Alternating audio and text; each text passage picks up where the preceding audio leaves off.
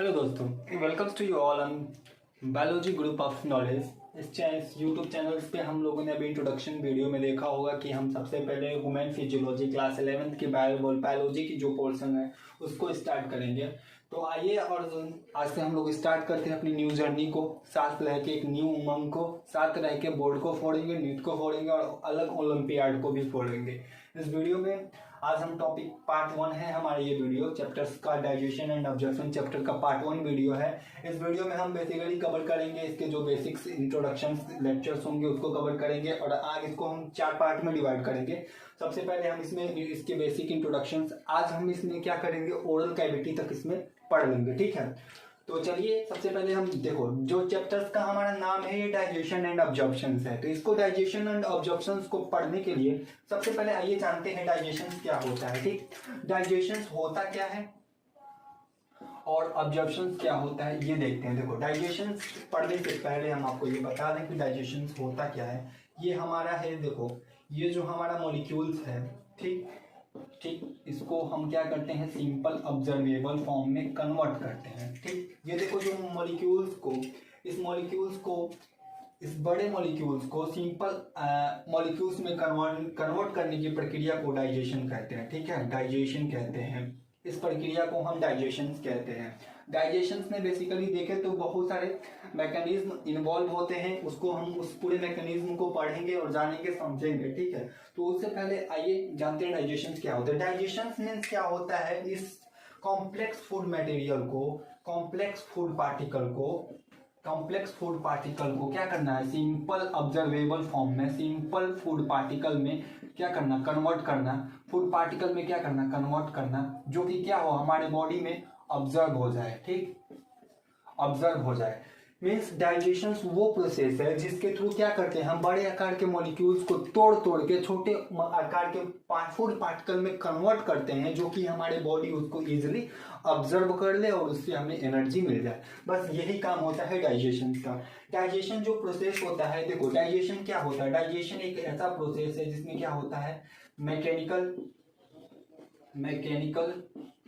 And biochemical process होता है। ठीक है, बायोकेमिकल प्रोसेस होता है। देखो ये क्या होता है, हमारा मैकेनिकल और बायोकेमिकल प्रोसेस होता है। कौन सा, डाइजेशन जो होता है हमारा मैकेनिकल और बायोकेमिकल प्रोसेस होता है। इसमें क्या होता है कि इसके थ्रू हम क्या करते हैं, मैकेनिकल और बायोकेमिकल प्रोसेस के थ्रू क्या करते हैं। देखो मैकेनिकल और बायोकेमिकल प्रोसेस क्या होता है, मैकेनिकल की बात करते हैं। मैकेनिकल में क्या होता है, मैकेनिकल की बात करते हैं तो देखो मैकेनिकल में जो भी इन्वॉल्व होता है, बात करते हैं मैकेनिकल की तो मैकेनिकल में क्या होता है हमारा, देखो मैकेनिकल में होता है मेस्टिगेशन। पहले क्या होता है,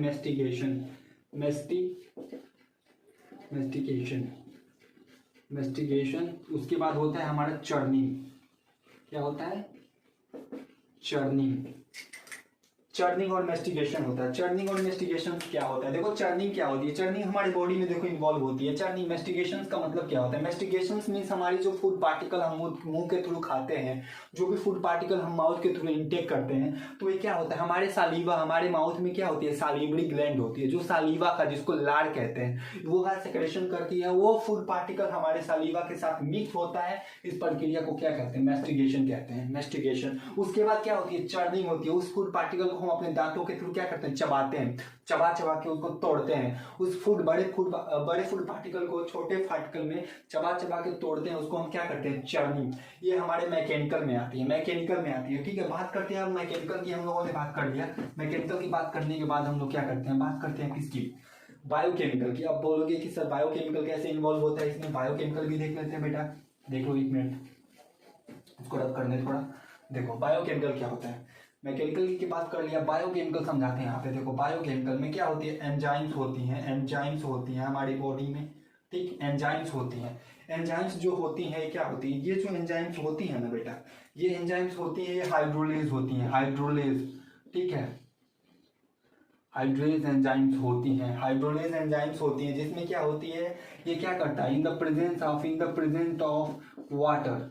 ठीक है, वाटर के प्रेजेंस में ही ये वर्क करती हैं। ऐसी एंजाइम्स हमारे डाइजेस्टिव सिस्टम में होती हैं जो वाटर के प्रेजेंस में वर्क करके ये क्या करती हैं, कॉम्प्लेक्स फूड मटेरियल्स को सिंपल फॉर्म में कन्वर्ट करती हैं। इस प्रक्रिया को हम कहते हैं मैकेनिकल और बायोकेमिकल प्रोसेस। ठीक है, इसको 1 मिनट नोट कर लीजिए। बात क्या, देखिए डाइजेशन और मैकेनिकल और बायोकेमिकल प्रोसेस को हमने समझ लिया था। अब बात करते हैं कॉम्प्लेक्स फूड मटेरियल्स की और सिंपल फूड मटेरियल्स की।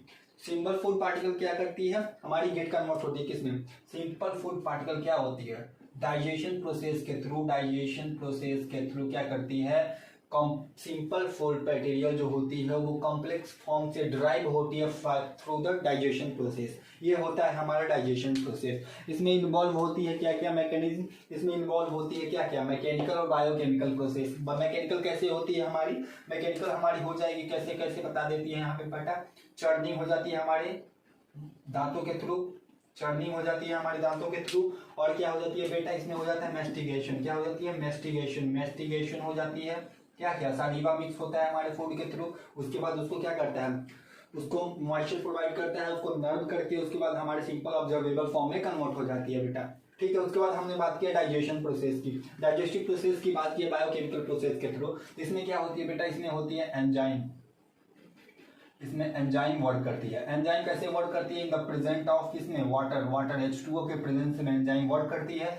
अगर H2O ना हो हमारे बॉडी में तो ये एंजाइम वर्क ही नहीं करेगी। ठीक, तो ये वर्क नहीं करेगी तो हमारे डाइजेशन के शिकार हो जाएंगे और बहुत सारी प्रॉब्लम हो सकती है। ठीक, तो इसमें बात किया, देखो इसमें इंपॉर्टेंट क्या है हमारा, डाइजेशन क्या है, digestion is the process in which the complex food material is get converted into simple observable form. This process is known as digestion. इसमें कौन कौन सी स्टेप्स होती है, मैकेनिकल होती है और बायोकेमिकल होती है। मैकेनिकल कैसे कैसे होती है बेटा, मैकेनिकल होती है चर्निंग के थ्रू और मेस्टिगेशन के थ्रू। चर्निंग में क्या होती है, हम अपने दांतों के थ्रू फूड पार्टिकल को काट काट के छोटा करते हैं, उसके बाद मेस्टिगेट करता है, सालिवा के थ्रू मिक्स होता है, उसके बाद अंदर जाता है, पेट में जाता है या फिर अलग इंटेस्टाइनल ग्लैंड में जाता है। इसमें बहुत सारी ग्लैंड्स भी होती हैं, उसको भी पढ़ेंगे एसोसिएटेड ग्लैंड के बारे में। तो ये एंजाइम्स उस पर प्रेजेंट होती हैं, उसमें वर्क करती हैं और उस फूड पार्टिकल को कन्वर्ट कर देती हैं उसके सिंपल ऑब्जर्वेबल फॉर्म में। तो ये आपको क्लियर हो गई होगी डाइजेशन और डाइजेशन क्या होता है। मैंने डाइजेशन के बारे में बात कर दिया, डाइजेशन होता क्या है बेसिकली, मैकेनिकल और बायोकेमिकल प्रोसेस होता है, मैकेनिकल क्या होता है और बायोकेमिकल क्या होता है। ठीक, क्या क्या स्टेप्स होते हैं ये भी पढ़ेंगे आगे। ठीक है, तो इसको नोट कर लीजिए और आगे पढ़ते हैं इसके डाइजेशन के टाइप के बारे में। ठीक है, तो यहीं पे देख लेते हैं डाइजेशन के टाइप्स क्या क्या होते हैं बेसिकली। देखा तो इसमें देखिए डाइजेशन के टाइप्स क्या क्या होते हैं। डाइजेशन के टाइप्स बेसिकली देखें तो डाइजेशन जो होता है हमारा बेसिकली 2 टाइप्स का होता है, 2 टाइप में डिवाइड होता है। एक होता है हमारा एलिमेंट्री कैनाल, एलिमेंट्री कैनाल हो गया, ठीक है बेटा। एक हो गया हमारा एसोसिएटेड ग्लैंड, एसोसिएटेड ग्लैंड, ठीक, एसोसिएटेड ग्लैंड हो गया। अब इसमें देखो एलिमेंट्री कैनाल में क्या क्या आती है, इसको हम बारी बारी लेक्चर्स में पढ़ेंगे। देखो एलिमेंट्री कैनाल में हमारा आ जाएगा क्या, ये एनस से माउथ से लेकर, एनस भी होता है, माउथ से लेकर माउथ टू एनस तक होता है ये हमारा। ये अप्रोक्सीमेटली देखें तो 6 to 9 मीटर लॉन्ग होता है। ठीक, 6 to 9 मीटर लॉन्ग होता है। ये कहाँ से स्टार्ट होता है, माउथ से लेकर और कहाँ तक जाता है, एनस तक। ठीक, ये माउथ क्या होता है, एनस क्या होता है, इसको भी पढ़ेंगे। ठीक, इसको बेसिकली देखें तो अब देखिए, अब बात करते हैं एसोसिएटेड ग्लैंड में क्या क्या आ जाएगा। एसोसिएटेड ग्लैंड की बात करें तो इसमें आ जाएगा सबसे पहले माउथ में सालिवरी ग्लैंड जो सालीवा का सेक्रेशन करती है। ठीक, उसके बाद क्या आ जाएगा हमारा, स्टमक आ जाएगा। ठीक है बेटा, उसके बाद आ जाएगा हमारा लीवर। ठीक है, उसके बाद आ जाएगा हमारा लीवर के बाद पेनक्रियाज आ जाएगा, पेनक्रियाज उसके बाद आ जाएगा हमारा इंटेस्टाइन, इंटेस्टाइनल ग्लैंड आ जाएगा। ठीक, ये आ जाएंगे हमारे इंटेस्टाइनल ग्लैंड्स के बारे में आ जाएंगे। एलिमेंट्री कैनाल में आ गया, देख लिया आप लोग। एलिमेंट्री कैनाल में क्या क्या हो गया, एलिमेंट्री कैनाल माउथ से लेकर एनस तक होता है, 6 to 9 मीटर लॉन्ग होता है। और सालिवरी एसोसिएटेड ग्लैंड में आ गया आपका सालिवरी ग्लैंड, स्टमक, लीवर, पेनक्रियाज और इंटेस्टाइनल ग्लैंड। ये आपको नोट करना है तो नोट कर लीजिए। ठीक है, तो ये हो गया हमारे डाइजेस्टिव सिस्टम के टाइप, इसको भी पढ़ेंगे। अब सबसे पहले हम लोग क्या करेंगे, सबसे पहले हम यहाँ पे पढ़ेंगे सबसे पहले अब आगे चल के हम पढ़ने वाले हैं अब बकल कैविटी। ठीक है, बकल कैविटी के बारे में, माउथ दांत के बारे में, टंग के बारे में और बकल कैविटी आज इस लेक्चर्स में पढ़ेंगे। ये वाली एलिमेंट्री कैनाल जो है हम कल पूरे एलिमेंट्री कैनाल को पिछले कल वाले लेक्चर्स में हम देखेंगे और समझेंगे पूरे एलिमेंट्री कैनाल को, जो माउथ से लेकर एनस तक फैली होती है, कैसे होती है, क्या होती है, क्या क्या इसमें होते हैं, पूरी चीज़ों को एकदम इंटरेस्टिंग वे में पढ़ेंगे। और ये एसोसिएटेड ग्लैंड है, सालिवरी ग्लैंड, इन सब के बारे में भी नेक्स्ट वाले लेक्चर्स में पढ़ेंगे। तो बने रहिए और देखते रहिए। इसके बाद क्या करने हैं, अब हम स्टार्ट करने वाले हैं किसको, बकल कैविटी और ओरल कैविटी को। ठीक, तो इसको नोट कर लीजिए और बकल कैविटी ओरल कैविटी को देखते हैं आगे चल के। तो बेटा बात करते हैं बकल कैविटी और ओरल कैविटी के बारे में। अभी हम लोगों ने डाइजेशन को देख लिया, उसके जो भी स्टेप्स हैं उसको देख लिया। अब बात करते हैं हम डाइजेशन के बाद बकल कैविटी और ओरल कैविटी के बारे में। देखो ओरल कैविटी और बकल कैविटी क्या होती है। देखो जो हमारी माउथ होती है, देखो माउथ में क्या क्या होता है। माउथ में देखो टंग होती है, जीभ जिसको बोलते हैं टंग होती है। उसके बाद क्या होती है, टंग और क्या होते हैं, टीथ होते हैं। ये जो है ना, ये दोनों जो चीज है, टंग और जो लीफ है, इसको बुलाकर माउथ होता है। देखो उसको ओरल कैविटी बोलते हैं। ओपनिंग ऑफ माउथ होती है यहाँ पे होती है ओपनिंग ऑफ माउथ। ठीक, इसके थ्रू क्या होती है, ये हमारे जैसे ही हम कोई फूड पार्टिकल खाते हैं तो ये क्या करता है, हमारे चर्निंग मूवमेंट में हेल्प करता है, मैकेनिकल प्रोसेस में। अभी इन्हें देखा ना, डाइजेशन मैकेनिकल और बायोकेमिकल होता है। तो ये क्या करता है, फूड पार्टिकल को चर्न करता है, चर्निंग करता है। उसको बाद उसको क्या करता है, उसको कॉम्प्लेक्स से सिंपल में कन्वर्ट करता है। तो उसके बाद देखो बकल कैविटी में क्या क्या होती है। ओरल कैविटी में हमारी बकल कैविटी में टीथ आ गया और टंग आ गया, जीभ। इस पे बहुत सारी पपलियां होती है, टीथ। इसको जब हम टीथ पढ़ेंगे और ये टंग पढ़ेंगे तो उसको देखेंगे डिटेल्स में। ठीक, तो उसके बाद देखो टंग, ये हमारा एक्सटर्नल जो नॉस्ट्रिल है, जिसको नाक जो है हमारा, ये एक्सटर्नल नॉस्ट्रिल है। उसके अंदर इंटरनल नॉस्ट्रिल है। ये जो पूरा दिख रहा है ना आपको, इसको बोलते हैं नेजल चैम्बर। नेजल चैम्बर, ये पूरा है हमारा नेजल चैम्बर। ठीक, ये हमारा पूरा जो है नेजल चैम्बर दिख रहा है आपको। उसके बाद देखो, उसके बाद क्या होता है, नेजल चैम्बर के बाद हमारा इंटरनल नॉस्ट्रिल होता है। इंटरनल नॉस्ट्रिल आपको दिख रहा है यहाँ पे, ये वाला पोर्शन जो है इंटरनल नॉस्ट्रिल है। ठीक, उसके बाद जो हमारा फूड पार्टिकल होता है, जो फूड हम खाते हैं, तो ये सीधे देखो आगे का जो पाइप होता है, हमारे जो गला होता है, उसमें दो पाइप होते हैं। एक फूड पाइप होता है, ये जो पीछे वाला पार्ट होता है ये फूड पाइप होता है। ये जो आगे वाला होता है ट्रेकिया होती है, जिसको बोलते हैं विंड पाइप। ठीक है, विंड पाइप जो हवा वाली नली होती है, और पीछे की जो नली होती है वो फूड पाइप होती है, खाने वाली नली होती है। ठीक, तो उसके बाद देखो बेटा, उसके बाद हम खाने वाली नली को इसोफोगस बोलते हैं, इसोफोगस बोलते हैं, आइसोफोगस बोलते हैं, ओसोफोगस बोलते हैं। ठीक, तो ये हमारी फूड पाइप हो गई। उसके बाद ये ट्रेकिया हो गई। अब देखो जो हमारी ये जो गला दिख रहा है आपको, ये वाली कंठ जिसको बोलते हैं पाइनएप्पल एप्पल जो दिख रहा है आपको, इसको बोलते हैं लैरिंग्स। लैरिंग्स क्या होता है, हमारा साउंड बॉक्स होता है। क्या बेटा, साउंड बॉक्स, इसको लिख लीजिएगा, साउंड बॉक्स होता है। साउंड बॉक्स जो भी हम बोलते हैं ना, इसी लैरिंग्स के थ्रू बोलते हैं। जो लोग गूंगे होते हैं उसमें लैरिंग्स नहीं पाया जाता, या फिर होता है उसमें जो भी मैकेनिज्म होती है वो बंद होती है, होता भी है, तो उसके लिए वो बोल नहीं पाते हैं। तो ये लैरिंग्स के थ्रू बच्चे क्या होते हैं या फिर कोई भी हो बोल पाते हैं, उसको साउंड बॉक्स बोलते हैं। ये होता है, देखो इस वाले पार्ट को जहाँ पे फूड पाइप और विंड पाइप आता है, इसको हम बोलते हैं क्या, फेरिंग्स। फेरिंग्स एक ऐसा जंक्शन होता है, एक ऐसा पोजीशन होता है जिसपे विंड पाइप और फूड पाइप आपस में मिलती है। जो विंड पाइप होती है, जो हवा वाली नली होती है, उसके ओपनिंग को ग्लोटिस कहते हैं। और जो फूड पाइप होती है, आइसोफोगस जो होता है, उसकी ओपनिंग को हम गलिट कहते हैं, गलिट। ठीक है, ये दोनों यहाँ पे फेरिंग्स पे आके मिलते हैं, इसको हम फेरिंग्स वाली एरिया बोलते हैं। फेरिंग्स में देखो क्या क्या होता है। जो नेजल, देखो नेजल वाली जो चेम्बर होती है, जो नेजल वाली चेम्बर होती है, ये नाक वाली चेम्बर, यहाँ के पोजीशंस को हम बोलते हैं नेजोफेरिंग्स। ठीक, क्या बोलते हैं, नेजोफेरिंग्स।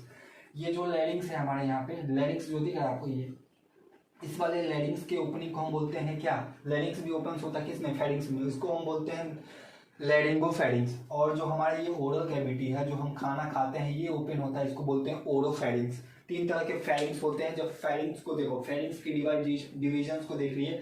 फेरिंग्स जो होता है हमारा 3 तरह का होता है, ये 3 तरह का होता है। ठीक है, फेरिंग्स जो होता है हमारा 3 तरह का होता है, लैरिंगोफेरिंग्स, ओरोफेरिंग्स और नेजोफेरिंग्स। ठीक है, नाक वाली जो एक्सटर्नल जो नॉस्ट्रिल चैम्बर जहाँ ओपन होती है, उसको नेजोफेरिंग्स बोलते हैं। ये जो वो माउथ वाली पोजीशन जहाँ पे ओपनिंग होती है, इस पोजीशन को हम ओरोफेरिंग्स बोलते हैं। और ये लैरिंग्स वाले पोजीशन को लैरिंगोफेरिंग्स बोलते हैं। ठीक है, ये हमारी फेरिंग्स के टाइप हो गए और हमने बकल कैविटी को देख लिया। अब बकल कैविटी में पाए जाने वाले टीथ और हमारी टंग को देखेंगे, जो कि हमारे लिए बहुत इंपॉर्टेंट है। ठीक, तो उसको भी देखते हैं आगे वाले चैप्टर्स में, इसको बना लीजिए। और इसको नोट कर लीजिए। हाँ तो बेटा बेसिकली अब स्टार्ट करते हैं ह्यूमन टीथ के बारे में। ह्यूमन टीथ क्या होती है, अभी हम लोगों ने देख लिया क्या, बकल कैविटी को देख लिया, वो ह्यूमन टीथ को देखते हैं। देखो ह्यूमन टीथ के स्ट्रक्चर्स की बात करें, स्ट्रक्चर्स ऑफ ह्यूमन टूथ, एक सिंगल पूरे स्ट्रक्चर जो होती है टूथ की जो सॉकेट में है उसको बोनी जो सॉकेट बोलते हैं, उस पोजीशन में बोले तो टीथ बोलते हैं। एक सिंगल दांत को हम टूथ बोलते हैं। ठीक, तो बात करते हैं सिंगल दांत की स्ट्रक्चर्स के बारे में। देखो क्या होती है इस सिंगल दांत में, जो हमारी व्हाइट वाइट सरफेस दिख रही है ना आपको, ये व्हाइट वाली सरफेस जो होती है हमारी इनेमल से बनी होती है। किससे बनी होती है बेटा, इनेमल से। ये इनेमल से बनी होती है। इनेमल्स क्या होता है, इनेमल जो होता है ये बना होता है किसको, अमीलोब्लास्ट सेल से। इनेमल जो होता है अमीलोब्लास्ट सेल से बना होता है। इसका वर्क क्या होता है इनेमल्स का, ये प्रोटेक्शन प्रोवाइड करता है। ये हमारे डेंटाइन लेयर को प्रोटेक्शन प्रोवाइड करती है। जो इसके अंदर वाली लेयर्स होती है डेंटाइन, ये इसको क्या करता है, प्रोटेक्शन प्रोवाइड करता है। कौन, इनेमल। ठीक, उसके बाद हमारा जो ये इनेमल होता है हमारे बॉडी का सबसे हार्डेस्ट सब्सटेंस होता है। हमारे hardest substance of the body is enamel. ठीक है, अगर कोई पूछ दे कि हमारे बॉडी का सबसे हार्डेस्ट सब्सटेंस क्या होता है, वो होता है हमारा इनेमल। ठीक, उसके बाद इनेमल के जस्ट नीचे होती है हमारी डेंटाइन लेयर। डेंटाइन लेयर क्या होती है, ये ओडोंटोब्लास्ट सेल से बनी होती है। और क्या करती है, ये क्या करता है, इनेमल इस डेंटाइन लेयर को कवर किया रहता है। अभी स्ट्रक्चर्स में आपको ऐसे दिख रहा है, लेकिन ये क्या करता है, इसको कवर करता है, इसको प्रोटेक्शन प्रोवाइड करता है। ठीक, कभी कभी क्या होता है, इस बीमारियां यहाँ पे होती है, देखो डिसऑर्डर होती है। जैसे जैसे क्या होता है कि हमारी जो इनेमल लेयर होती है, जैसे जैसे हमारी जो इनेमल लेयर होती है ना, अगर ये डैमेज हो जाती है तो क्या होता है कि जो भी हम जो भी हम फूड पार्टिकल या फिर पानी खाते हैं, पीते हैं, कुछ भी खाते हैं, ठंडा गर्म कुछ भी खाते हैं ना, तो हमारे बॉडी में हमारे जो दांतों में सेंसिटिविटी का शिकार हो जाता है, जिसको झंझनाहट कहते हैं। ठीक है, इसमें क्या होता है, इसमें ये होता है कि जो इनेमल होती है बेटा, इनेमल जो होती है ये क्या होती है, अपने आप को डैमेज कर देती है। डैमेज कैसे कर देती है, जैसे मान लीजिए कोई वाटर है, उसमें हम फ्लोराइड कंसंट्रेशन ज़्यादा ले रहे हैं, किसी वाटर में फ्लोराइड आयन की कंसंट्रेशन ज़्यादा है, तो हमारे दांतों में फ्लोरोसिस हो जाएगा। फ्लोरोसिस, फ्लोराइड कंसंट्रेशन की ज़्यादा मात्रा लेना, तो इसमें क्या होता है, ये हमारे इनेमल लेयर को डैमेज कर देता है। जब डैमेज करेगा तो कोई भी फूड पार्टिकल खाएंगे, कुछ भी खाएंगे, तो ये जाके डेंटाइन पे लगेगी। और डेंटाइन के जस्ट नीचे होती है हमारी पल्प कैविटी, जिसमें क्या होती है, सेंसिटिविटी होती है। क्या होती है, आर्टरी होती है, वेंस होती है, और ओडोंटोब्लास्ट सेल्स होती है। डेंटाइन को बनाने वाली जो सेल्स होती हैं ओडोंटोब्लास्ट सेल्स होती हैं। ये जो दिख रही है आपको लाइनिंग पल्प कैविटी पे, इसी पे होता है हमारा ओडोंटोब्लास्ट सेल्स। तो क्या करता है, जैसे ही हमारी डेंटाइन इनेमल लेयर खत्म हो जाती है तो खूब फूड पार्टिकल होता है हमारी डेंटाइन से, जैसे टच करेगा तो हमें सेंसिटिविटी का शिकार हो जाना पड़ता है। तो इसीलिए को बोला जाता है कि जो भी हम फूड पार्टिकल लेते हैं या फिर वाटर, जो हमारे यहाँ की पानी है ना, वो सबसे मोस्ट इम्पॉर्टेंट रोल प्ले करती है हमारे हेल्थ पे। जहाँ की पानी अच्छी है ना बेटा, वहाँ पे कोई कुछ भी नहीं हो सकता। ठीक, तो पानी में सबसे पहले चेकअप कराइए अगर आप इसके शिकार हैं। कभी कभी हमारे दांतों में पीलापन आ जाती है, फ्लोरोसिस जिसको बोलते हैं, उसी की वजह से पीलापन आती है, फ्लोरोसिस का शिकार हो जाता है। अगर फ्लोरोसिस हो गई बेटा तो समझ लो कि इनेमल का डैमेजिंग स्टार्ट हो गया है। इनेमल उस समय कुछ ऐसे महारथी होते हैं ना बेटा, कुछ ऐसे महान लोग होते हैं जो आपके दांत को क्या करते हैं, दांत को जाके सफाई करवाते हैं, उसको रगड़वाते हैं डेंटिस्ट से। इसमें बेटा उसमें रगड़वाओगे ना तो आपकी ही नुकसान है, क्योंकि इनेमल लेयर ही जाती है। उसमें भी इनेमल लेयर जैसे डैमेज होगी, डेंटाइन पे फर्क पड़ेगा। जब डेंटाइन में फर्क पड़ेगा तो हमारी पल्प कैविटी में वेंस होती है, आर्टरी होती है, ओडोंटोब्लास्ट सेल्स होती है, जिससे क्या होती है, सेंसिटिविटी हो जाएगी। तब कहोगे झंझनाहट है, तो लोग पता नहीं कौन कौन से पेस्ट बताते हैं। पेस्ट भी हमारा बहुत ही हानिकारक आ गया मार्केट में, उसको भी देख के यूज किया कीजिए। ठीक, तो अब रही हमारे स्ट्रक्चर्स के बारे में। हम लोगों ने देख लिया टूथ का स्ट्रक्चर, आउटर जो लेयर व्हाइट वाली कलर होती है उसको एनिमल कहते हैं। हार्डेस्ट सब्सटेंस होती है, अमीलोब्लास्ट सेल से बनी होती है। ठीक है, इसका और क्या होता है, प्रोटेक्शन होता है। उसके जस्ट नीचे डेंटाइन लेयर होती है। डेंटाइन लेयर को ये कवर किया रहता है इनेमल हमारा। जैसे इनेमल खत्म होता है, डेंटाइन लेयर जो होती है हमारी ओडोंटोब्लास्ट सेल से बनी होती है। वो ओडोंटोब्लास्ट सेल्स हमारे पल्प कैविटी में पाया जाता है। ठीक है, वो पल्प कैविटी में आर्टरी वेंस होती हैं जो ब्लड सप्लाई देती है हमारे टीथ को, दांतों के जड़ को। ठीक, ओडोंटोब्लास्ट सेल्स यहीं पे होता है। जैसे ही हमारा इनेमल खत्म हुआ, डेंटाइन पे कोई भी फूड पार्टिकल, वाटर कुछ भी खाएंगे पड़ेगा तो हमें सेंसिटिविटी का शिकार बना देगा। अब बेटा बात करते हैं हम किसकी, अब टाइप ऑफ टीथ की बात करते हैं बेटा। अब टाइप ऑफ टीथ की बात करेंगे, उसके बाद हम लोग इस लेक्चर्स को आगे भी कंटिन्यू करेंगे। ठीक है, तो देखिए अब बात करते हैं टाइप ऑफ टीथ की टाइप के बारे में। तो ये बेसिकली देखें ना तो देखो, इंसीजर, कैनाइन, प्रीमोलर, ठीक है, और मोलर। ये बेसिकली 4 टाइप के टीथ होते हैं, इंसीजर, कैनाइन, प्रीमोलर और मोलर। देखो इंसीजर कैनाइन 2 1 2 3, ये हमारा डेंटल फार्मूला होता है 2 1 2 3 बाई 2 1 2 3, 2 1 2 3 बाई 2 1 2 3, ठीक है। तो ये देखो इसमें बेसिकली देखें तो कितना हो गया आपका 2 1 2 3 मीन्स 4 4 5 3 8 8 8 16 4, मान लो 2 हाफ हाफ जॉ किट है, ये हाफ जॉ का है, ये हमारे 2 जॉ का। अभी देखते हैं इसके स्ट्रक्चर्स को, ठीक है। तो ये हमारा डेंटल फार्मूला होता है, अभी आगे भी देखेंगे इसको। तो बात करते हैं तो हम तीन टाइप ऑफ टीथ के बारे में, तो इसको नोट कर लीजिए, इसके स्ट्रक्चर्स को बना लीजिए, ठीक। आगे पढ़ते हैं और हाँ, तो बात करते हैं टाइप ऑफ टीथ के बारे में। देखिए बेटा, ह्यूमन टीथ हमने देख लिया, स्ट्रक्चर देख लिया, वो हम बात करते हैं क्या इसके टाइप के बारे में। टाइप कैसे कैसे क्या होती है, टाइप के बारे में बात करते हैं। देखो टाइप देखो 4 टाइप के दांत होते हैं हमारे ह्यूमन टीथ में। इंसीजर होता है, कैनाइन होता है, प्रीमोलर होता है और मोलर होता है बेटा। इंसीजर होता है, कैनाइन होता है, प्रीमोलर होता है और मोलर होता है। इनका इस पोजीशन देख लीजिए क्या कहाँ क्या होता है। देखो ये सामने का जो टीथ होता है ये half jockey, half socket, half jockey और हाफ जॉ की बात कर रहे हैं। ये हाफ जॉ में क्या होता है हमारा इंसीजर हो गया, कैनाइन हो गया, प्रीमोलर हो गया और मोलर हो गया। जो लास्ट के जो देखो इंसीजर क्या होता है, इस हाफ जॉ में 2 होते हैं आगे। इंसीजर ये होता है, एक होता है इस वाले पोर्शन में, ये हो गया हमारा हाफ जॉ की बात कर रहे हैं, पूरे जॉ की नहीं, यहाँ से हाफ जॉ की बात कर रहे हैं, ठीक है बेटा। ये हम पूरे जॉ की नहीं, इसमें सिर्फ हाफ जॉ की बात कर रहे हैं, ठीक। अभी देखते हैं कैसे डेंटल फार्मूला निकालते हैं, इसको मैं बता रहा हूँ।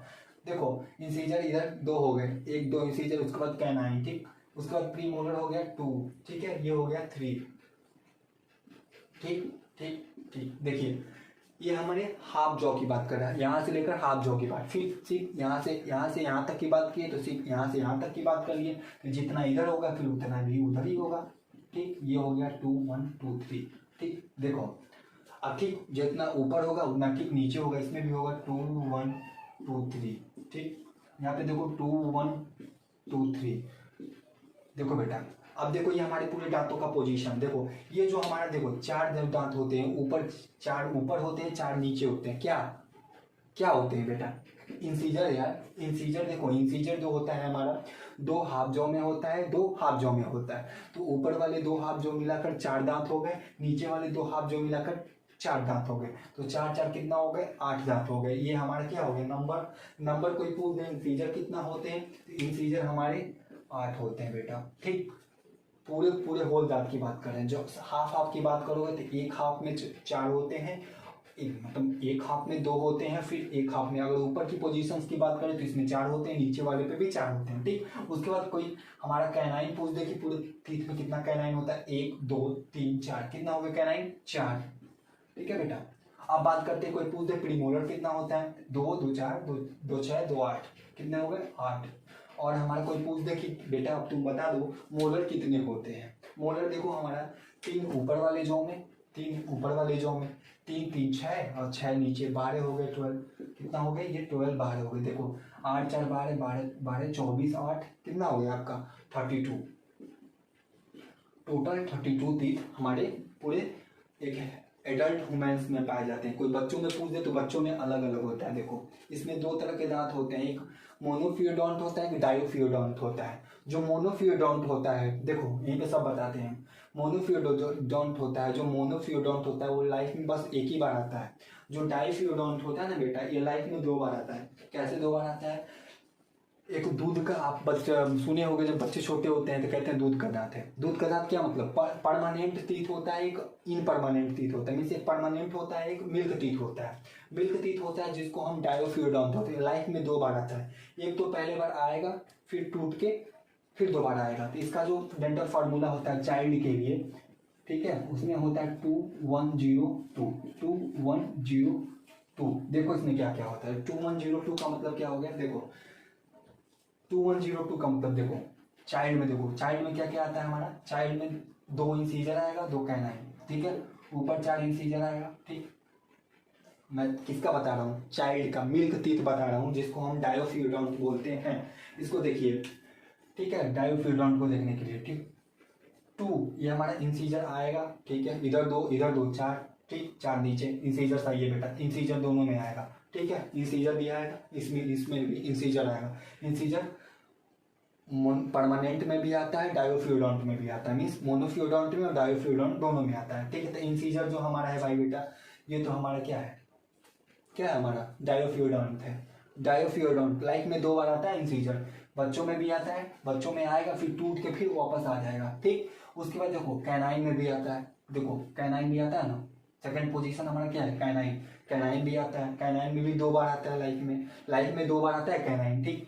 उसके बाद देखो जीरो मीन्स हमारा क्या है थर्ड पे हमारा प्री मोलर जो है हमारा प्री मोलर, देखो बच्चों में नहीं आता है बेटा, ठीक है, बच्चों में हमारा प्री मोलर नहीं आता है, बच्चों में प्री मोलर नहीं आता है, बच्चों में प्री मोलर नहीं आता है। तो कोई पूछ दे कि वो कौन सा टीथ है जो बच्चों में एब्सेंट होता है, तो हमारा प्री मोलर बच्चों में नहीं आता है, ठीक है। क्या नहीं आता है, बच्चों में प्री मोलर नहीं आता है। अब बात करते हैं, देखो अब यहाँ पे टू, अब बोलोगे टू का क्या मतलब है भाई, टू का मतलब कुछ नहीं बेटा, देखो हमारे 3 लास्ट जो प्री मोलर होते हैं, सॉरी मोलर जो होते हैं वो 3 होते हैं, तीन मोलर होते हैं, 1 2 फर्स्ट मोलर, सेकेंड मोलर और थर्ड मोलर, 3 तरह के मोलर होते हैं। तो जिसमें से फर्स्ट और सेकेंड आता है, थर्ड मोलर नहीं आता है। तो बेटा बच्चों की बात करेंगे तो बच्चों में टू, इसमें भी 2, इसमें भी 2, एडल्ट में 3 आता है, एडल्ट में 3 तीसरा नंबर वाला जो मोलर होता है जिसको हम क्या बोलते हैं विजडम टीथ, जिसको अक्ल की दांत बोलते हैं, वो 18 साल के बाद आता है थर्ड मोलर, ठीक है। तो बेटा बच्चों में ये हमारा डेल्टा फार्मूला 2102 मीन्स इंसीजर आता है, कैनाइन आता है, प्रीमोलर नहीं आता है, किसमें बच्चों में नहीं आता है, ये एडल्ट में आता है, ठीक है। मोलर की बात करें, मोलर में देखो first molar second molar, first molar second molar, first molar second molar, third molar नहीं आता है, ठीक। तो इसका देखो ये क्या हो गया हमारा 2 2 4 5 6 देखो 4 4 8 तो हमारा इंसीजर हो ही गया बेटा, ठीक, 8 इंसीजर हो ही गया हमारा, 4 कैनाइन भी हो गया बच्चों में, ठीक, 8 इंसीजर भी हो गया, 4 कैनाइन भी होगा, प्री मोलर तो नहीं होता है बेटा। और हमारा 1 2 2 4 2 6 2 8 ये भी हो गया, 8 8 16 4 20, ये जो 20 होते हैं ना ये हमारे डायोफियोडोंट मिल्क टीथ होते हैं, ये एक बार आएंगे फिर टूट जाएंगे फिर दोबारा आएंगे। इसको आपने समझ लिया मिल्क टीथ कौन कौन से होते हैं। एक बार नहीं हुआ तो वीडियो पॉज करके फिर रिटर्न करके देखिएगा, मैंने बहुत अच्छे से समझाया आपको, बिल्कुल नहीं भूलेगा, ठीक। ये हमारा इंसीजर कैनाइन प्री मोलर नहीं आता है, मोलर में first molar second molar third molar नहीं आता है, ठीक। ये बच्चों की बात की है। अब देखो हमने डायोफियोडोंट की बात कर लिया, अब बोलोगे भाई मोनोफियोडोंट क्या होते हैं, कौन कौन से टीथ होते हैं। देखो बेटा मोनोफियोडोंट में कौन कौन से टीथ होते हैं, मोनोफियोडोंट में वही टीथ होते हैं जो बेटा बच्चों में नहीं आते हैं, कौन कौन से नहीं आते हैं, हमारा ये प्री मोलर आता नहीं आता है, और हमारा ये थर्ड मोलर नहीं आता है। ये जो है देखो कितने हैं नंबर में कितने प्री मोलर कितने हैं 8 है बेटा, ठीक है, और थर्ड मोलर कितने होंगे 4 हो गए, 8 4 12। ये जो 12 टीथ होते हैं ये परमानेंट होते हैं, परमानेंट टीथ। ये कौन कौन से होते हैं प्री मोलर और थर्ड मोलर, ये परमानेंट टीथ होते हैं। ये लाइफ में एक ही बार आएंगे, दोबारा नहीं आएंगे, एक बार आते हैं किसमें बाद 6 से 12 मतलब 12 साल से ऊपर मतलब आ जाते हैं, 12 साल से ऊपर आ जाते हैं बच्चों में, ठीक है। तो ये एक ही बार आते हैं फिर टूट के अगर टूटेंगे तो दोबारा नहीं आएंगे। ये जो टूटेगा ये हमारा चाइल्ड वाला टीथ है, कौन कौन सा भाई यहाँ पे भी लिख देते हैं नहीं तो कंफ्यूज हो जाओ। चाइल्ड वाले में कौन कौन सा है, इंसीजर है, कैनाइन है, प्रीमोलर नहीं है, फर्स्ट एंड सेकेंड मोलर जो है ये हमारा डायोफियोडोंट लाइफ में 2 बार आता है। तो आपको ये क्लियर हो गई होगी। देखो जो दांत हमारे सॉकेट में अरेंज होते हैं उसको क्या बोलते हैं बोनी सॉकेट, जिसमें दांत अरेंज होते हैं उसको बोनी सॉकेट बोलते हैं, ठीक है। थेकोफियोडोंट बोलते हैं इस पोजीशन को, मतलब जो teeth are arrange in bony socket is known as thecodont, ठीक है। Monophyodont, diphyodont, permanent teeth, milk teeth, आपको पता चल गया कौन से होते हैं, कौन से परमानेंट होते हैं, कौन से मिल्क होते हैं, कौन से लाइफ में एक बार आते हैं। अब कोई पूछ दे कि एडल्ट की डेंटल फार्मूला बताओ तो मैंने बता दिया पहले वाली, अभी जस्ट बताया आपको एडल्ट वाली, यहीं पे मिटा के 2 1 2 3। अब कोई पूछ दे कि चाइल्ड का बता दो 2 1 2 3 2102 मीन्स 2102 का मतलब क्या, 2 कैनाइन ऊपर में 2 इंसीजर, 1 कैनाइन, प्रीमोलर होता नहीं है बच्चों में बेटा, और सेकेंड और थर्ड मोलर हमारे में बच्चों में होता ही नहीं है, ठीक। उसके बाद बात करते हैं, देखो एक लगे हाथ एक चीज और बात कर लेते हैं, यहीं पे जस्ट यहीं पे भी एक बात कर लेते हैं।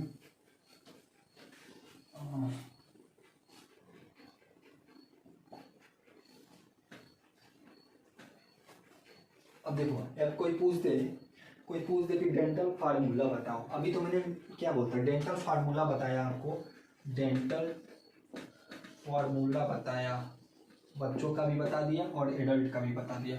बच्चों में बता दिया हमने 21, बच्चों में 2102/2102, ठीक, अच्छे से समझ में आया होगा।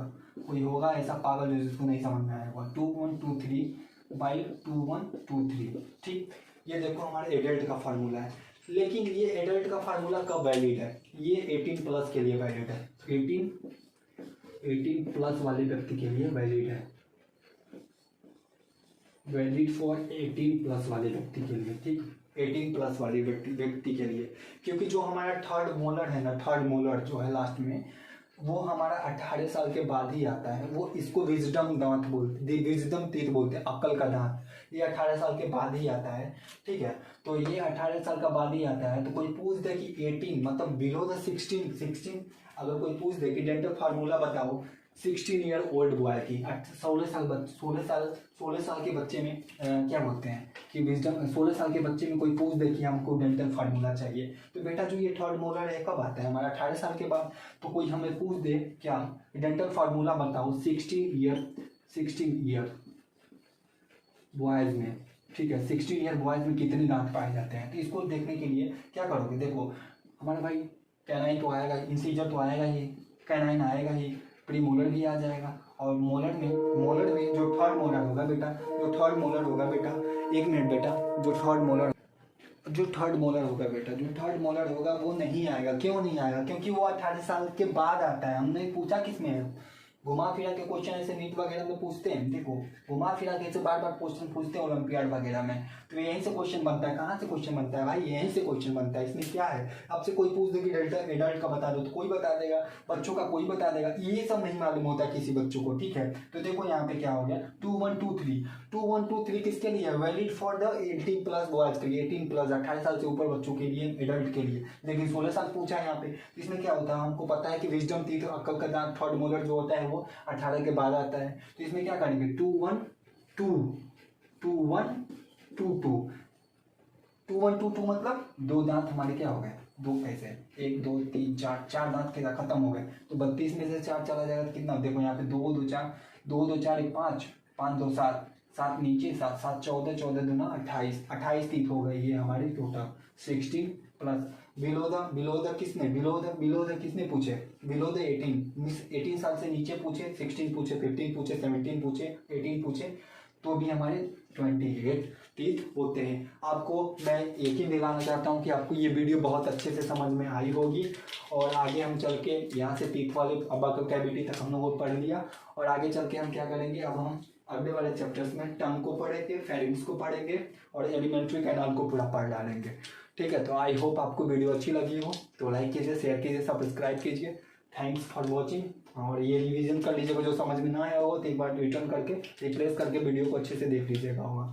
ये दांत वाले जो क्वेश्चंस कहाँ से आता है बेटा? कहीं से नहीं आता, यहीं से कॉन्सेप्चुअल क्वेश्चंस बनते हैं।